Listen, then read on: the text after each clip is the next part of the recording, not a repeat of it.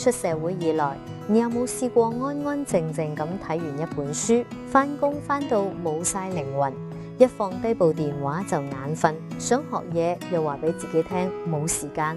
買落嘅書10本有9本，睇到第3章就收埋。呢度係欲求懶知識，我哋做嘅嘢好簡單，將一本厚到揼死人嘅書先拆解再精煉，用1程車嘅時間，以最懶嘅方式攝取最精華嘅部分。你唔使睇晒成本，你只需要精明地懶就可以。準備好未？我哋出發。每年1月1號，個個都話今年要改變，要健身，要讀書，要戒手機。但一到2月，10個有9個已經打返原形。點解會咁？唔係你冇決心，而係大部分人一諗到改變，就以為要翻天覆地，一鼓作氣做件大事。但有一本書話你知，真正改變一個人嘅，唔係嗰啲驚天動地嘅大動作，而係細到你睇唔起眼嘅小習慣。今次我哋拆解原子習慣，英文叫 Atomic Habits， 作者詹姆斯克利爾 James Clear。原子即係細到唔可以再細嘅單位，意思係每一個習慣細到好似一粒原子，但砌落去足以改寫你成個人生。克利爾自己就係靠一套微小習慣，由人生低谷一嚿磚一嚿磚砌翻一個全新嘅自己出嚟。講之前記住一個畫面，每一個習慣就好似一嚿磚，一嚿磚細到你唔覺佢有咩用，但你日日搬一嚿上去，總有一日會砌成一棟屬於你自己嘅樓。呢個畫面今集由頭跟到落尾。習慣係一嚿磚，想砌得順，先要將磚擺喺一個當眼位置。先講一個關於飛機嘅故事。一架飛機由洛杉磯飛去紐約，起飛冇耐，機師唔覺意將航向偏咗3.5度，3.5度得幾尺咋？機頭側咗少少，冇人為意。但係飛越成個美國之後，佢哋落地嘅地方係華盛頓，唔係紐約。我哋嘅習慣就係咁，每一個細微嘅選擇，當下睇落微不足道，但日積月累會將你帶去一個完全唔同嘅人生。咁習慣到底點運作？克利爾話，每一個習慣都由4部分組成：提示、渴求、反應、獎勵。100幾年前，桑代克將貓放入一個設有開門掣嘅籠，計佢哋幾耐先走到出嚟。頭幾次啲貓亂咁找，試多幾10次，佢哋一入去就直接撳個掣走人。出口外仲要安排咗零食。換句話講，走出個籠對啲貓嚟講已經變成習慣，因為個結果夠吸引，佢哋就自動自覺重複。而養成習慣嘅4條法則，第1條就係令提示夠明顯。你想學吉他，唔好收埋喺櫃桶，擺喺客廳正中央，一眼睇到。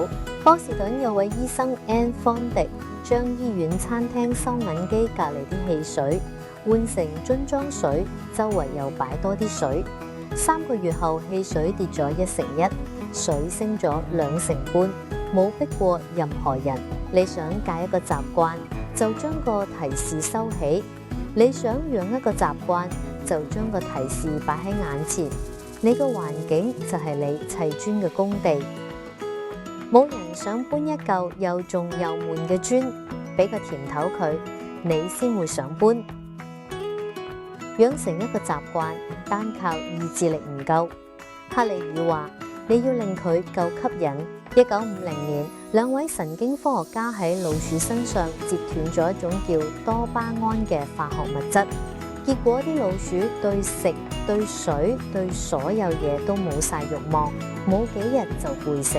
多巴胺就係推動我哋去做嘢嘅燃料，但係最反直覺嘅係唔使真係做到，淨係期待去做嗰件開心事，身體已經開始生成多巴胺。即係話喺個腦入面，渴望一樣嘢同得到一樣嘢，快感係一樣嘅。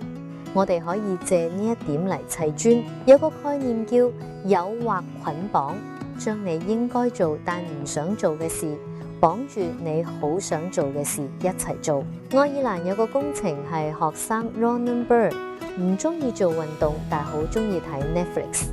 佢索性改裝咗架健身單車，唔踩到指定速度 ，Netflix 就唔播。佢將一件討厭嘅事綁住一件享受嘅事，做運動突然變成一種期待。你唔使咁複雜，想做 gym 又想睇八卦，就淨係喺 gym 先睇。想睇波就提早將手上嘅工作完成。諗翻轉頭，你一直堅持到嗰啲習慣，係咪都因為做嗰陣有啲嘢令你期待？咁你想養嘅新習慣，你又幫佢加咗啲咩甜頭？磚越輕，你越肯日日搬，將習慣拆到2分鐘做得完。第3條法則可能係最實用，令習慣變得更容易。我哋成日碌手機食薯片，唔係因為特別中意，而係因為佢哋夠易做。做100個掌上壓，學普通話咁難，所以我哋唔會主動做。所以第一招，減少摩擦。哈利爾成日唔記得寄賀卡，但佢老婆從來冇甩拖。點解？因為佢喺屋企擺咗個盒，入面早就分門別類擺滿咗賀卡。有人結婚、升職、加人工，佢唔使特登出去買，順手抽一張就得。摩擦係雙向嘅，想戒睇電視就將遙控電池拆走，加多幾重麻煩，你就只會喺真係想睇嗰陣先睇。第2招，2分鐘法則，任何習慣都拆到做一個2分鐘內做得完嘅動作。想多讀書，唔好逼自己1星期讀完一本，改成每晚讀2頁。想跑馬拉松，就每日放工換好跑步裝備，先離開公司，因為着咗跑鞋，你好大機會就會出去跑。讀完2頁，你好大機會就會繼續揭。你可以想象一個砌磚嘅人，唔會一開始就搬一整板磚，佢係將每一嚿磚整到輕到隨手一搬就上到牆。每搬一嚿磚，即刻感覺到少少爽，你先會一路搬落去。最後一條法則，令習慣即刻有滿足感。90年代，公共衛生研究員 Stephen Luby 喺巴基斯坦卡拉奇將當地細路嘅肚屙率減咗一半。佢嘅秘訣，一嚿好用嘅肥皂。當地人本身知道要洗手，但冇養成習慣，直到換咗嚿起泡多有香味嘅肥皂，洗手變成一件舒服嘅事，個個突然都肯洗。問題係人腦係為即時回報而設計嘅，返工要月尾先出糧，健身唔會1晚瘦，長遠嘅好習慣回報嚟得太遲。有對夫婦想少啲出街食，多啲自己煮，佢哋開咗個叫歐洲之旅嘅戶口，每次忍住冇出街食就過50蚊入去，見住個數升就係嗰種即時滿足，推住佢哋一直行落去。所以好習慣，你要幫佢加翻一個即刻感覺到嘅獎勵。想堅持，仲有2招，一係習慣追蹤。富蘭克林由20歲開始，每晚喺本簿度畫翻自己今日有冇做到，畫走一格嗰下本身就好爽。2係習慣契約，有個叫 Brian Harris 嘅人同老婆教練簽咗份約，做唔到就要罰錢。佢驚嘅唔止蝕錢，係喺重要嘅人面前失威。講真，我自己都試過，健身卡買咗成年，去咗3次。而家先明唔係我懶，係我從來冇俾過自己一個即刻搬得落手嘅細目標。由頭到尾，原子習慣其實淨係想你明白一件事：改變人生唔係靠一鼓作氣做件驚天動地嘅大事，而係靠一套細到好似原子嘅小習慣，日積月累咁砌起嚟。你唔使徹底改造自己，你只要每日將一個好習慣嘅提示擺明顯啲，令佢吸引啲、容易啲，做完即刻滿足啲，佢就會自動自覺留低。而每搬一嚿磚，你砌嘅其實唔係一個目標，係一個你想成為嘅人。細微改變，複利落去，終有一日會砌成一棟你自己都認唔返嘅樓。一個全新嘅你。我屋企有個角落擺住一堆我買過但揭都冇揭完嘅書，仲有一張積咗塵嘅瑜伽墊。每次望到我都會諗，我係咪真係咁冇恆心？我係咪天生就係3分鐘熱度嗰種人？睇完呢本書我先明，問題唔係我個人，係我一直用錯方法。我以為改變要靠一鼓作氣，靠死頂，但其實靠嘅係一嚿一嚿咁細嘅磚。我一直好羨慕啲人，好似好自律，日日做 gym，日日讀書。而家先知，佢哋唔係意志力特別強，係佢哋幫自己砌好咗條路，令搬每一嚿磚都變到夠易夠爽。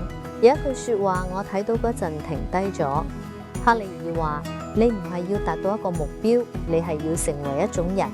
每一個小習慣都係投俾你想成為邊種人嘅一票。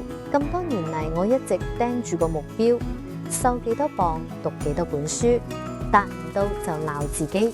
但我從來冇問過我想成為一個點樣嘅人。我唔想再做嗰個年年 set 目標，年年放棄嘅自己。我想試下今晚就搬第一嚿磚，揭2頁書，咁多就夠。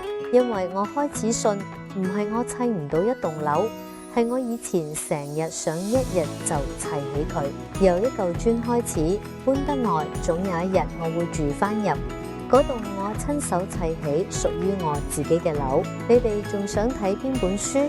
留言話我知，下次可能就到佢。我哋用理性去對話，用閱讀去思考。我係一蘭，下次見。鍾意嘅話記得訂閱、留言、開埋個叮叮鐘。